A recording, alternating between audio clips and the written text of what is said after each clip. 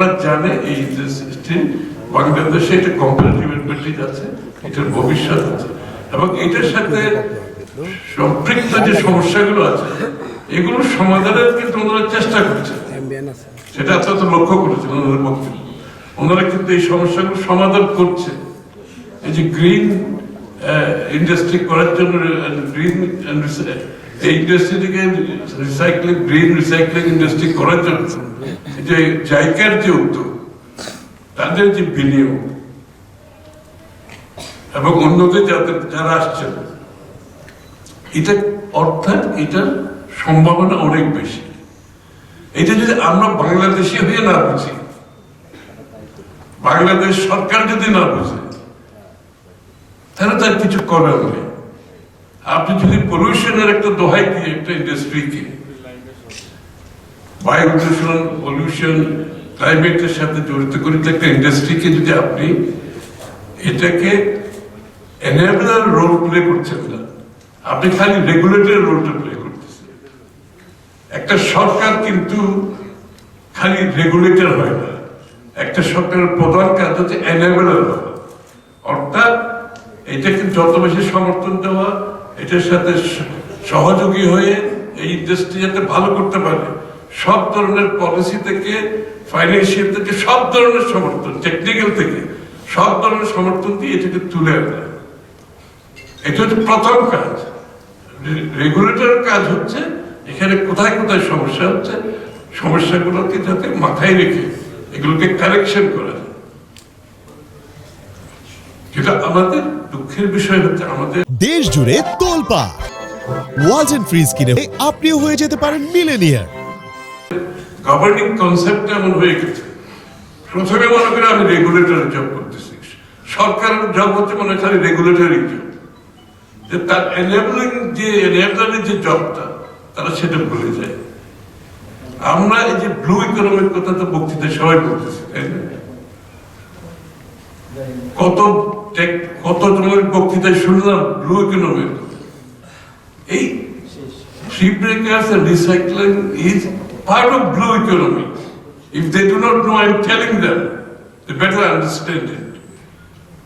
এই ইকোনমিটা হচ্ছে part of blue economy. কিন্তু এটাকে আপনি এই ইন্ডাস্ট্রির মাধ্যমে যে ক্লাইমেট আপনার দূষণের যে বিষয়টা আছে, এটা রেমেডি করার জন্য তো গ্রিন ইন্ডাস্ট্রির কথাটা আসছে, তাই না? এবং এই সার্টিফিকেশনের প্রসেস আছে, কমপ্লায়েন্সের কথাগুলো আসছে। এই কথাগুলো তো সরকারের না জানার কোনো কারণ নেই, নিশ্চয় সরকারও জানে। এই কনসেপ্টটা আসলো, হংকং কনভেনশনটা আসলো কেন? যদি এই ইন্ডাস্ট্রির দ্বারা যদি বিশ্ব দূষণের মাধ্যমে সবকিছু ধ্বংস হয়ে যাবে, তাহলে হংকং কনভেনশন তো দরকার ছিল না।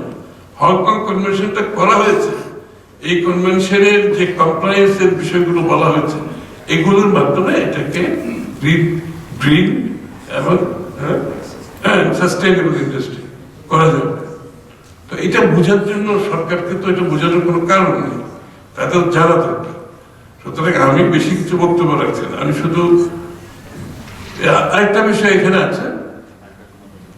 আমরা যখন ক্লাইমেটের কথা বলি, এখানে মিটিগেশন এন্ড অ্যাডাপ্টেশন বলে দুটো কথা বলা হয় সবসময়। What is mitigation and what is adaptation? অর্থাৎ এই দুটো যদি আমরা মিটিগেশন এন্ড অ্যাডাপ্টেশন যদি মাথায় রাখতে পারি আমাদের ক্লাইমেট ইস্যুর উপর, এটাকে মাথায় রেখে আমাদের অর্থনৈতিক সিদ্ধান্তগুলো আমাদেরকে নিতে হবে।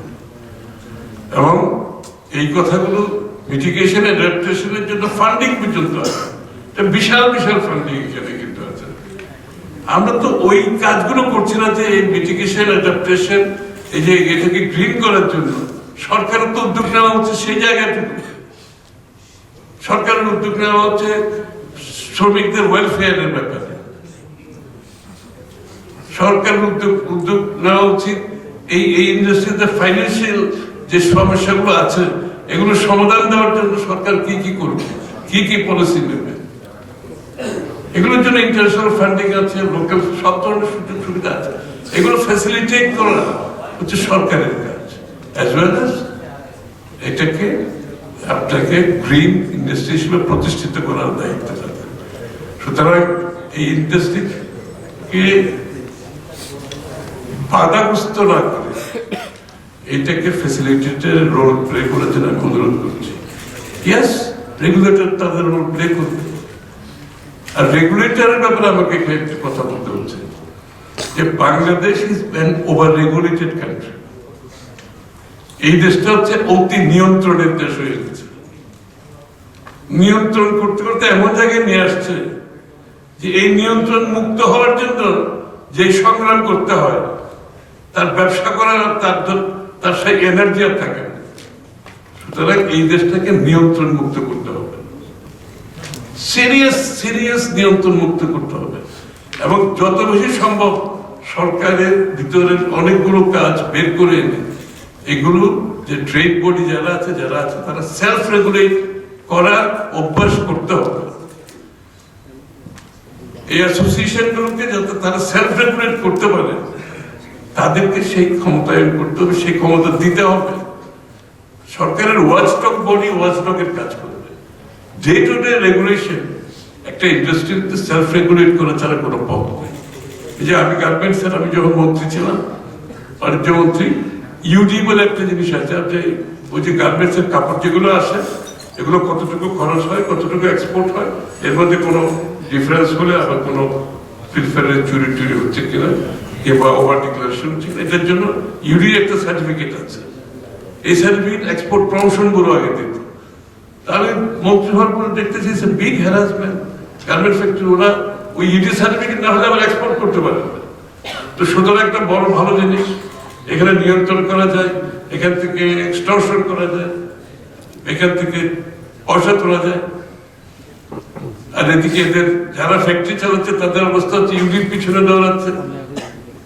তখন আমি বললাম ইপিবি করার দরকার নেই, আমি এক্সপোর্ট প্রমোশন করতে এটা বের করে এনে বিজিএম কে তুলে দিয়েছি, ইউ সেলফ রেগুলেট, আপনারা আপনাদের ইউডি ইস্যু করুন। Yes, EPB has a job, ওটি ইউডিটা প্রপারলি ওরা করতেছে কিনা অতটুকু দেখবে। ডে টু ডে বেসিসে এটাতে ইপিবির করার কোনো এক্স্যাক্টলি এই ship breaking and recycling industry থেকে শুরু করে যত ধরনের ইন্ডাস্ট্রি আছে, ট্রেড আছে, আমি সবাইকে বলছি আপনারা সেলফ রেগুলেট করার জন্য তৈরি হন। আগামী দিনে সরকার পরিবর্তন হলে আমাদের যদি কোনো সুযোগ থাকে, আমরা সবগুলো যেখানে সম্ভব সেখানে ট্রেড বডিকে আমরা ক্ষমতা দেব এবং তারা সেলফ রেগুলেট করবে। সরকারের নিয়ন্ত্রণ মুক্ত যত বেশি করা যাবে তত দেশ ভালো চলবে। যত বেশি নিয়ন্ত্রণ বাড়বে দেশ সামনের দিকে এগোতে পারবে। আমাদের এই জিনিসটা পরিষ্কার ভাবে বুঝতে হবে। এই যে বোর্ডটা করা হয়েছে, যে বোর্ডের কথা ফুয়াদ বলেছে, এটার অফিস ঢাকায় করার কি যুক্তি আছে? মানে যেখানে কাজটা হচ্ছে সেটা এটার অফিস ঢাকা আনার যুক্তির কোন একটা, এটার পিছনে মানে কি ধরনের চিন্তা কাজ করে আমার মাথায় ঢুকে। এদিকে আমরা সবাই বলতেছি ডিসেন্ট্রালাইজেশনের কথা, এই অফিসটা ঢাকা থাকার কোনো কারণ নেই। এক্স্যাক্টলি এইটাও মানে এইটা বোর্ডে থাকার প্রয়োজন আছে কিনা সেটা তাও তো একটা চিন্তার ব্যাপার। আপনি যদি ডিরেগুলেট করতে পারেন, সরকারের অনেকগুলো ডিপার্টমেন্ট এগুলো যেগুলো আছে, various wings of the government, এগুলো অনেকগুলো প্রয়োজন হবে না, তারা অন্য কাজ করতে পারে।